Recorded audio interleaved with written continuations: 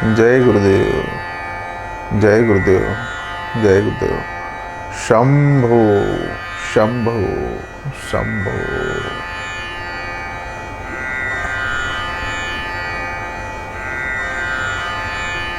प्यारे साधक मित्रों, जाप की प्रक्रिया जब गुरु के आशीर्वाद से समझ आ जाता है और अंतर चेतना में जाप की शक्ति जब विद्यमान हो जाती है, उस शक्तिशाली प्रक्रिया से जब जुड़ जाती है और शक्ति की प्रक्रिया जब अलग अलग चक्रों का भेदन करती है और अनंत चक्रों में, अनंत नस नाड़ियों में जब गुरु की शक्ति भर जाती है, तो जाप का जो क्रिया है साधक को शांत करते जाती है, शांत करते जाती है, शांत करते जाती है।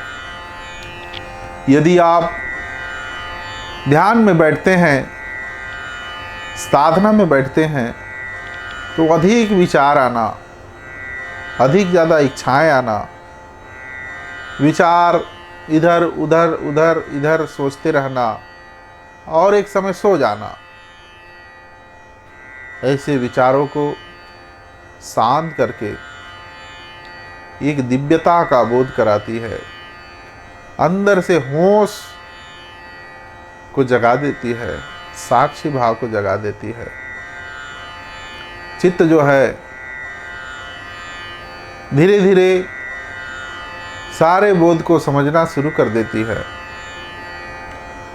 और चित्त जब बोध करना शुरू कर देती है तो गुरु जब ब्रह्मांड के रहस्यों को बताता है और ब्रह्म विद्याओं को जब बताता है, तो साधक के चित्त को समझने में आसान हो जाता है। इसलिए जप के प्रक्रिया को आपको पूरा करना जरूरी है। आप अपने गुरु के सानिध्य में इस जप की प्रक्रिया को पूरा करिए। 7 दिन, 11 दिन, 21 दिन, 51 दिन, 64 दिन, 84 दिन, 108 दिन या उससे भी अधिक इस प्रक्रिया को पूरा किया जाता है। जाप की प्रक्रिया पूर्ण होने पर साधक को स्वतः ही समझ आना शुरू हो जाता है। उनको बाहरी चीज़ों की आवश्यकताएं नहीं होती भीतर को जानने के लिए। उनका भीतर ही और बाहर के समस्त चीज़ों को अपने से जोड़ लेती है। जैसे सूर्य के रहस्यों का ज्ञान, सूर्य की साधना की ज्ञान, चंद्र की साधना का ज्ञान, श्वास के स्वर का ज्ञान, श्वास के लय का ज्ञान, श्वास की क्रियाओं का ज्ञान, श्वास के ध्वनियों का ज्ञान, श्वास के अलग अलग तरंगों का ज्ञान, अलग अलग रंगों का ज्ञान, इस प्रकार के अनुभूतियों को साधक जो है स्वतः ही प्राप्त करते जाता है। साधक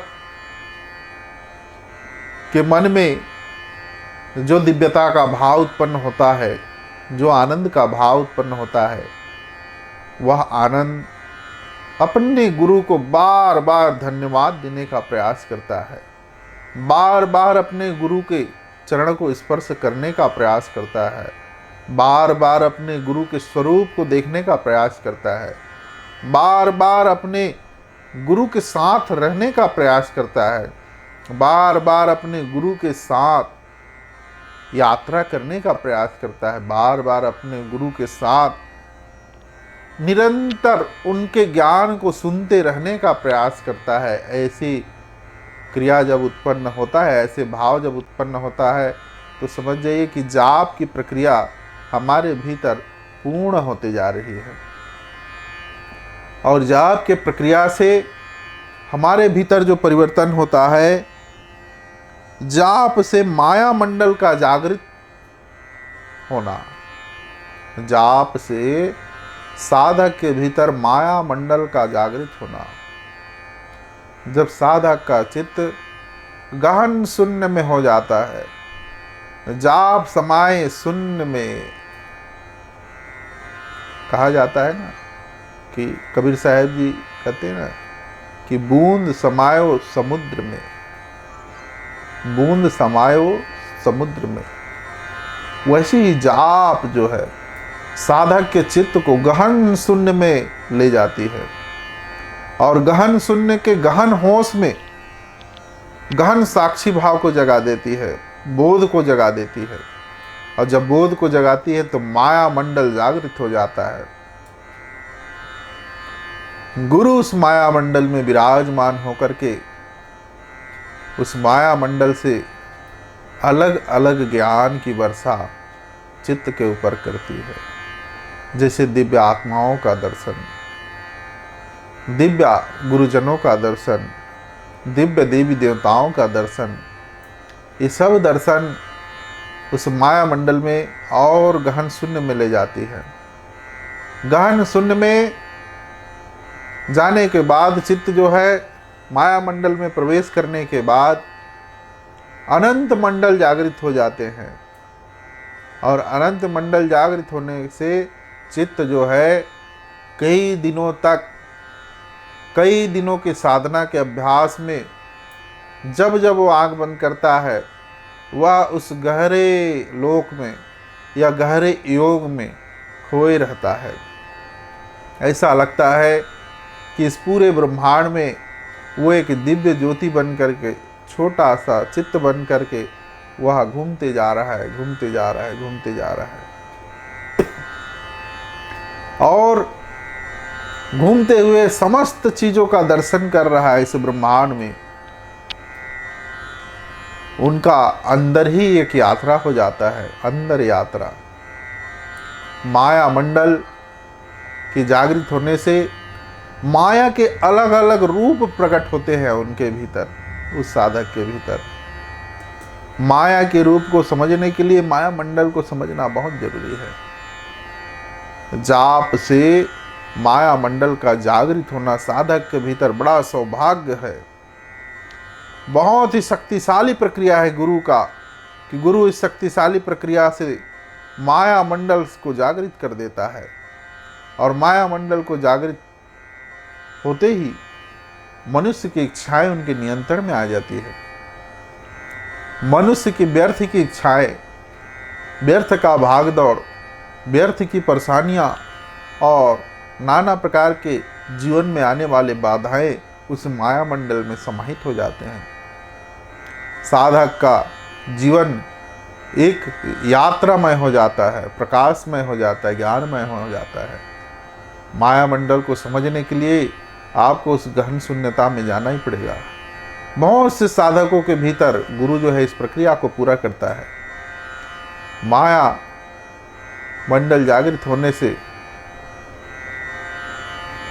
माया की अलग अलग अनुभूतियां साधक के भाव को फेरते रहती है, साधक के विचारों को उत्साहित करते रहती है, साधक के भाव को क्रियाशील बनाती है, साधक के ध्यान को प्रकाशमय बनाती है। साधक का ध्यान की इच्छा जो है और बढ़ते जाती है। साधक की जो भाव की गति है और गतिशील हो जाती है। साधक जो है अपने भाव को और पूर्ण रूप से महसूस करते जाता है। साधक जो है अपने समय को और शक्तिशाली बनाता है, अपने समय को वह समझना शुरू कर देता है, अपने जीवन के उद्देश्य को वह समझना शुरू कर देता है। और माया मंडल के जागृत होने से साधक के भीतर बहुत सारे प्रेरणा आना शुरू हो जाता है कि जीवन के रहते हुए मैं अपने इस जीवन के साधना के कार्य को पूरा करूं। और जीवन को वह कष्टमय नहीं समझता, जीवन के पीड़ाओं को वह दुख नहीं समझता, जीवन में आने वाले परेशानियों को वह दुख नहीं समझता। जीवन के प्रत्येक क्षण को वह बहुत अच्छे से जीना शुरू कर देता है। जीवन के प्रत्येक क्षण को आनंद से जीना शुरू कर देता है, अपने परिवार के साथ, अपने समाज के साथ और अपने परिवार और समाज में रहते हुए अपने आप को गुप्त रखता है, गुप्त योगी बन जाता है, अपने आप को वह छिपाते जाता है, अपने साधना को छिपाते जाता है, सबके बीच में वह अपने साधना को नहीं खोलता, सबके बीच में वह अपने साधना को बताने का प्रयास नहीं करता, शांत हो जाता है, शांत होते जाता है। कोई पूछे भी तो वो मुस्कुरा के टाल देता है, कोई पूछे भी, कोई जानने का इच्छा भी करे तो वह मैं सरल हूँ, मैं सहज हूँ करके वह छुपा देता है। इस तरीका के भाव माया मंडल के जागृत होने से साधक के भीतर होता है। और जब जब वह अपने साधना पीठ में बैठता है, साधना कक्ष में बैठता है, तो एक अलग ही क्रिया उनके भीतर उत्पन्न होता है, दिव्य क्रियाएं उनके भीतर उत्पन्न होता है। और ऐसा लगता है कि यही ब्रह्मांड सब कुछ दे सकता है, यही ब्रह्मांड जो मेरे भीतर अभी हो रहा है, इससे मैं सब कुछ कर सकता हूँ। इस ब्रह्मांड के क्रियाओं को मैं अपने गुरु के शक्ति से जोड़ करके सब कुछ समझ सकता हूँ। माया मंडल के जागृत होने से ऐसा लगता है कि वृक्षों की आवाज भी मुझे अनुभव हो रहे हैं, नदियों के आवाज भी मुझे अनुभव हो रहे हैं, देवी देवताओं के आवाज भी मुझे अनुभव हो रहे हैं, पशु पक्षियों के भाव भी मुझे अनुभव हो रहे हैं, आकाश के भाव भी मुझे अनुभव हो रहे हैं, वायु का भाव भी मुझे अनुभव हो रहे हैं, अग्नि का भाव भी मुझे अनुभव हो रहे हैं, पृथ्वी का भाव भी मुझे अनुभव हो रहे हैं, जल का भाव भी मुझे अनुभव हो रहे हैं। समस्त तत्वों का भाव ऐसे साधक के भीतर जागृत हो जाता है, क्योंकि सब इस जगत में जो भी चीज है सब एक मंडल से बंधे हुए हैं। नवग्रह मंडल से बंधे हुए हैं। वही मंडल जो है जप के प्रक्रिया से, गुरु तत्व के आशीर्वाद से साधक के भीतर वह माया मंडल जागृत हो जाता है।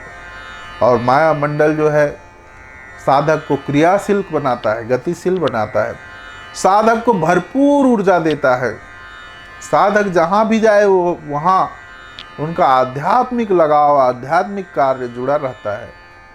कहीं भी जा रहा है, वह कोई भी मंदिरों में जा रहा है, भगवान के स्वरूप को देख रहा है, उस भगवान के स्वरूप को देखते देखते उनको साधना का भाव हो रहा है, उनको अनुभूति आ रहा है। ऐसा लग रहा है कि मैं इस जगह से अनजान नहीं हूँ, ये सब जगह मेरे से जुड़ा हुआ है, सब जगह मैं परिचित हूँ, ऐसा उनको बोध होते रहता है। उनका जीवन जो है भीड़ से अलग होकर के एकांत की ओर यात्रा करने का प्रयास करता है बार बार, कि मैं पहाड़ पर्वतों में जाऊं, कुछ क्षण वहाँ बिताऊं, कुछ क्षण एकांत में कोई वृक्षों के नीचे बैठूं, कुछ क्षण नदियों के पास रहूं, कुछ क्षण चट्टानों में मैं बैठे रहूं, कुछ क्षण आकाश के नीचे बैठे रहूं, कुछ क्षण मैं पैदल चलूं धरती में, कुछ क्षण मैं हवा के स्पर्श को करते रहूं। ऐसा उनका भाव होते रहता है। माया मंडल के जागृत होने से सूर्य की ऊर्जा भी उनको भरपूर प्राप्त होती है, चंद्र की ऊर्जा भी उनको प्राप्त होती है, तारों की ऊर्जा भी उनको प्राप्त होती है, ग्रह नक्षत्रों की ऊर्जा भी उनको प्राप्त होती है, और सब उनके अनुकूल हो जाते हैं। जैसा उनके भीतर सारे ऊर्जा प्रवेश करते हैं, वह सब उनके शरीर के अनुसार अनुकूल हो जाते हैं। भोजन भी उनको थोड़ा सा भी खाए तो उनको ज़्यादा अच्छा लगता है, पानी भी थोड़ा सा पिए तो भी उनको बहुत अच्छा लगता है। ऐसा लगता है कि भरपूर ऊर्जा मेरे में आ गई है। थोड़ा सा भी जप करने से उनको ऐसा लगता है कि बहुत ऊर्जा मेरे में जागृत हो गई है।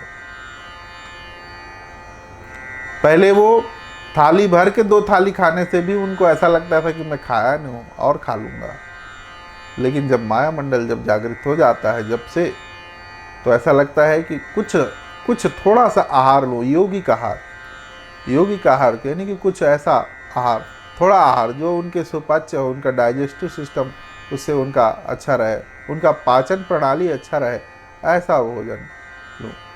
उनका आहार सामान्य व्यक्तियों से, सामान्य साधकों से उनका आहार अलग हो जाता है, उनका व्यवहार अलग हो जाता है। उनकी क्रियाएं अलग हो जाती है, उनका चलना अलग हो जाता है, उनका सुनने का ढंग अलग हो जाता है, उनका देखने का ढंग अलग हो जाता है, उनका बोलने का ढंग अलग हो जाता है। और यह है कि उनकी इच्छाएं अलग हो जाती है और उनकी इच्छाएं दैविक इच्छाएं हो जाती है। माया मंडल के जागृत होने से ऐसे साधक जो परिवार में रहते हैं वो हमेशा सबके प्रति करुणा के भाव में आ जाते हैं। किसी के दुख को भी देखता है तो ऐसा लगता है तुरंत भगवान को याद कर, भगवान इनके दुख को ठीक करने का प्रयास कर। किसी के कष्ट को भी देखता है तो ऐसा नहीं है कि वो साधक है तो साधक के भीतर माया मंडल जागृत होगा। कई जन्मों की यात्रा होती है साधना जो है। हो सकता है उनका माया मंडल पिछले जन्म में जागृत हो गया हो और जागृत होने के इस जन्म के बाद उनको गुरु नहीं मिला और साधना नहीं हो रहा है, तो क्या वो माया मंडल के अनुसार काम नहीं करेगा? काम करेगा। उनके जीवन को सारे संपन्नता उनको प्राप्त होगा, सब सुख उनको प्राप्त होगा और उन सुखों के द्वारा वो धर्मार्थ कार्य भी करेगा। वह ऐसे ऐसे योजनाओं को निर्माण करेगा जिससे संसार का कल्याण होगा, समाज का कल्याण होगा। वही कल्याण कर पाते हैं जिनके अंदर गुरु के द्वारा, पहले भगवान के द्वारा माया मंडल का जागृत हो जाया रहता है, निर्माण हो जाया रहता है। ऐसे लोग बहुत ही करुणामय रहते हैं, सेवाभावी रहते हैं, सामर्थ्यवान रहते हैं, पुरुषार्थवान रहते हैं, कर्मशील रहते हैं और कर्म योगी की तरह हमेशा कर्म करते रहते हैं। उनका दिन रात एक बराबर रहता है। ऐसे महापुरुषों के, ऐसे महान लोगों की भी आवश्यकता होती है समाज में, जिनके माध्यम से साधक जो है ऐसे लोगों से जुड़ करके, संतुष्ट होकर के अपने साधना को सफल बनाते हैं। तो समाज में हर प्रकार के लोगों की आवश्यकता होती है, हर प्रकार के व्यक्तियों की आवश्यकता है। सबके सहयोग से सबका विकास होता है, सबके सहयोग से सबका अलग अलग मार्ग मिलता है और सब मार्ग में बहुत ही प्रेम से हम सब साधना करते हैं और साधना करके सफल बनाते हैं भगवान के भक्ति से जुड़ करके अपने जीवन को। गुरु ही हर मार्ग का चुनाव करता है और गुरु ही शिष्यों का भी चुनाव करता है और शिष्य भी गुरु का चुनाव करता है। ऐसा नहीं है, शिष्य को भी गुरु का चुनाव करना चाहिए अपने अनुसार, अपने योग्यता अनुसार। और गुरु सरल और सहज अपने शिष्य, अपने साधकों को सब कुछ देने का प्रयास करता है और जैसे जैसे उनको प्राप्त होते जाता है वैसे वैसे उनके भीतर क्रियाएं होते जाती है और क्रियाएं होते होते माया मंडल जो जागृत रहता है वह माया मंडल उनको साधना की ओर ज़्यादा प्रेरणा देती है। जब जब वो अपने साधक मित्रों के पास बैठता है साधना की ही बात करता है। जब जब वह कोई मंदिरों में जाता है ऐसा लगता है कि मैं एक दिव्यता में बैठा हुआ हूँ, दिव्य ऊर्जाओं के पास बैठा हुआ हूँ। उनकी आवाज़ें, उनकी प्रेरणाएं मुझे बोध हो रही है। और ऐसे व्यक्ति ज़्यादा सक्रिय होते हैं, ज़्यादा सक्रिय होकर के कार्य करते हैं, हर एक कार्य करते हैं। और माया मंडल जो है गहन बोध को जगा देती है। ऐसा लगता है उनको पूर्वाभास भी होना शुरू हो जाता है? उनको स्वप्न भी उनको सिद्ध होना शुरू हो जाता है। स्वप्न में भी उनको आकर के उनको बहुत सारे वनस्पतियों का ज्ञान है, बहुत सारे भविष्य के ज्ञान, ऐसे स्वप्न के द्वारा भी उनको कभी कभी प्रेरणा होते रहते हैं। क्योंकि मायामंडल के जागृत होने से स्वप्न में भी सिद्धि आ जाती है और स्वप्न भी सिद्ध हो जाता है। और मायामंडल जागृत यदि करना है तो गुरु भी सहयोग करता है। मायामंडल को गुरु भी जागृत कर देता है, गुरु ही जागृत करता है। लेकिन गुरु के प्रक्रियाओं से उस साधक को गुजरना पड़ेगा। मायामंडल गहन साधना और गहन योग की और गहन शक्ति की प्रक्रिया है। मायामंडल जागृत करना गहन शक्ति की प्रक्रिया है। गुरु जो है अपने संपूर्ण शक्तियों का वर्षा उस साधक के भीतर करना शुरू कर देता है, जिसके भीतर मायामंडल जागृत हो जाता है। और मायामंडल के जागृत होने से गुरु उसके भीतर समस्त नियंत्रणों को रख लेता है और नियंत्रण करके उनको धीरे धीरे धीरे धीरे धीरे धीरे धीरे ज्ञान को देने का प्रयास करते रहता है। गुरु ही सब चीज़ों को करने का प्रयास करता है उसके भीतर। माया मंडल के दिव्यता के बोध में वह चित्त गहन आंख बंद करके खोए रहता है। 1 घंटे तक, 2 घंटे तक, 3 घंटे तक, 4 घंटे तक, 1 दिन, 2 दिन, 3 दिन, गहन जितना भी वो समय दे उस समय कम लगता है उस शरीर को। और ऐसा लगता है कि पूरे पहाड़, पर्वते, आकाश, ऐसा लग रहा है कि समस्त नक्षत्र उनको सहयोग कर रहे हैं और उसको वो देख रहे हैं एक जगह बैठ करके, स्थिर होकर के। दूर दूर तक शरीर ऐसा लग रहा है कि पारदर्शी हो गया है और सूक्ष्म होकर के वो समस्त ब्रह्मांड का अवलोकन कर रहा है। गुरु जो है माया मंडल में उसको बैठा करके इस प्रकार से दिखाते रहता है और निरंतर अब एक ध्वनि उतरते जा रही है उनके भीतर, और वो ध्वनि है ओमकार की। नाम जो है सिद्ध होकर के एक प्रणव में बन गया। प्रणव जो है शून्यतम में बन गया। ओमकार चाहे कहिए, चाहे प्रणव कहिए, चाहे शून्य कहिए, चाहे नाम कहिए, चाहे भगवान का नाम कहिए, चाहे जो भी आप उसको अपने गुरु से प्राप्त है उसका आप बोध कर सकते हैं। और इस प्रकार से वो और ज़्यादा तीव्रता से उनको सुनाई देना शुरू हो जाता है, दिखाई देना शुरू हो जाता है। इस प्रकार से माया मंडल जागृत होना बहुत ही जरूरी है। माया मंडल जागृत नहीं होता तो ऐसे सन्यासी सदा उदास रहते हैं और सदा अपने उदासी के जीवन को जीते हुए वह हमेशा साधना करने का इच्छा जगाते हैं, केवल साधना नहीं कर पाते। ये बहुत बड़ा रहस्यमय चीज़ है भाई साधक मित्रों, ये बहुत ही रहस्यमय चीज़ है, इसको समझने का प्रयास करिएगा। माया मंडल जिसके भीतर जागृत रहेगा वही साधक अपने गुरुओं के सानिध्य में बार बार साधना करने का इच्छा जगाएगा और बार बार साधना करने के लिए वह प्रयास करेगा। माया मंडल जागृत नहीं होने से गुरु से दीक्षा तो मिल जाता है, नामदान मिल जाता है, लेकिन वो कभी साधना नहीं करता।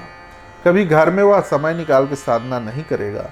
इसलिए नहीं करेगा कि उसके भीतर माया जो है अज्ञान बन करके उनकी इच्छाओं से जुड़ करके उनको नाना प्रकार के प्रलोभन दे रहा है, नाना प्रकार के सूत्र दे रहे हैं, नाना प्रकार के इच्छाएं जगा रही है। तो माया जो है कभी कभी अज्ञान बन करके साधक को अज्ञान का मार्ग भी दिखा देता है। अब माया मंडल जब जागृत हो जाता है तो माया मंडल जागृत होने से वह अज्ञान मिट जाता है और अज्ञान मिटते ही उनके नस नाड़ियों में, उनके चित्त में समस्त ब्रह्मांड के ऊर्जा उनसे जुड़ जाते हैं गुरु के माध्यम से, और गुरु के आदेश से उस माया मंडल में असीम शक्तियाँ प्रवेश कर जाती है। और असीम शक्तियाँ प्रवेश होते ही वह माया मंडल अपने दिव्यता को बोध कराता है साधक को, और उस दिव्यता को बोध करते करते करते साधक जो है गहन दिव्य हो जाता है। उनका जीवन ही एक दिव्य हो जाता है, उनका जीवन ही आनंदमय हो जाता है। माया मंडल का बड़ा ही योगदान है साधना में। साक्षी कहते हैं हम लोग, साक्षी कहते हैं, वह साक्षी भी उसी माया मंडल के केंद्र में जाकर के स्थिर भाव ही साक्षी भाव है। माया मंडल के जागृत हुए बिना कोई साधक को स्थिति प्राप्त नहीं होती। स्थिति बहुत जरूरी है, उनका स्थिति आध्यात्मिक होना चाहिए, स्थिति उनका कल्याण होना चाहिए।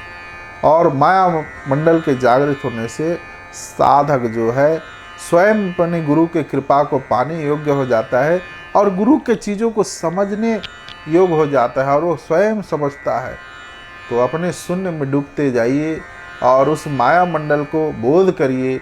आप जब जितना कर लिए हैं उस जप के क्रिया से यदि ऐसा आपके भीतर बोध होता है, आप नाना प्रकार के आयोजन करने का प्रयास करते हैं, आध्यात्मिक आयोजन करने का प्रयास करते हैं, आध्यात्मिक सेवा दान करने का प्रयास करते हैं, कर्म करने का प्रयास करते हैं, वृक्ष दान करने का प्रयास करते हैं, अलग अलग सेवा के रूप में आप कार्य करने का प्रयास करते हैं और आप साधना के प्रति हमेशा इच्छा जगाते रहते हैं, तो यदि आप समझिए ऐसा भाव यदि आपके भीतर में आ रहा है तो माया मंडल जागृत हो गया है। और आप अपने आप को समय दीजिए, आप एकांत में बैठिए, अपने घर में बैठिए, अपने परिवार के साथ बैठिए और बैठ करके अपने गहन खोज में अपने अंतर चेतना में डूब जाइए और अंतर चेतना में उस जाप के माध्यम से अपने गुरु तत्व को याद करते जाइए। अपने गुरु तत्व को याद करते करते करते उस माया मंडल के रहस्य को समझ जाइए। कभी रात्रि में ध्यान करने का प्रयास करिए, क्योंकि रात्रि में ही ध्यान का गहरा बोध होता है।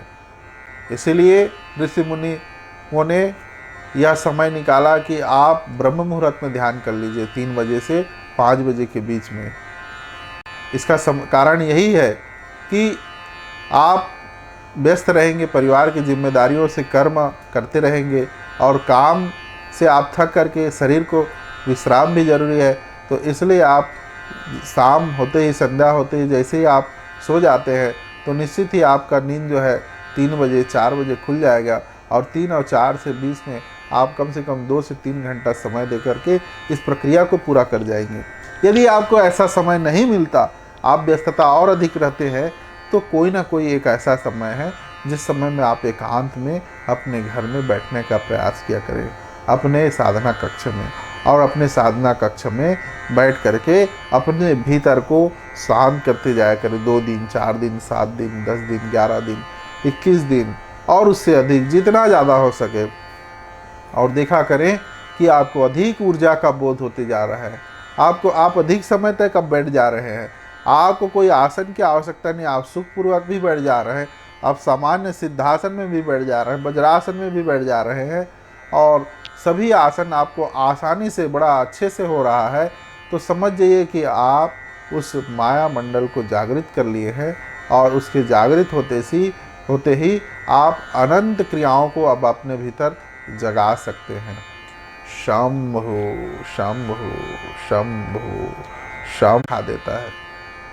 अब माया मंडल जब जागृत हो जाता है तो माया मंडल जागृत होने से वह अज्ञान मिट जाता है और अज्ञान मिटते ही उनके नस नाड़ियों में, उनके चित्त में समस्त ब्रह्मांड के ऊर्जा उनसे जुड़ जाते हैं गुरु के माध्यम से। और गुरु के आदेश से उस माया मंडल में असीम शक्तियाँ प्रवेश कर जाती है और असीम शक्तियाँ प्रवेश होते ही वह माया मंडल अपने दिव्यता को बोध कराता है साधक को।